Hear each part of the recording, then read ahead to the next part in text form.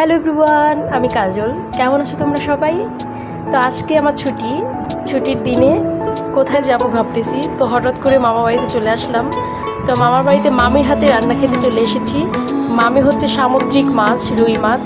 এটা হচ্ছে পেঁয়াজ দিয়ে দোপাজি করেছে, এতটাই মজা হয়েছে বলার মতো না। তারপর হচ্ছে এই আগে দোপাজিটি খেয়ে নিয়েছি।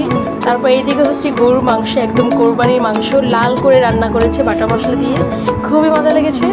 প্রতিটা রান্না আমি আলাদা করে টেস্ট করেছি, আলাদা করে স্বাদ নিয়েছি। তো দেখো মাংসের কালারটা কি টকটকা। তারপর এই পেয়ারা হচ্ছে 7 বছর আগে আমি মামিদের ছাদে লাগাইছিলাম, এখনো আছে। পেয়ারাগুলো অনেক মিষ্টি, 12 মাসে হয়। তারপর প্রতিটা খাবার আলাদা করে খেয়ে, এইখানে আবার মুরগি মাংস ছিল, দেশি মুরগি মাংস সাদা করে রান্না করেছে। এটা মামির হাতে খুবই ফেমাস, আমি সবসময় আসলেই খাই। এইটা দিয়ে আলাদা করে খেয়ে নিলাম, মাত্র চুলা থেকে দিয়েছে, অনেকটা গরম। তবে এদিকে খাওয়া শেষ। টাটকা মাংস কতটা সফট দেখো। তো খাওয়া শেষে আমি হচ্ছে 1 গ্লাস ঠান্ডা পানি খেয়ে নিয়েছি। আল্লাহ হাফেজ, সবার সাথে নেক্সট টাইম দেখা।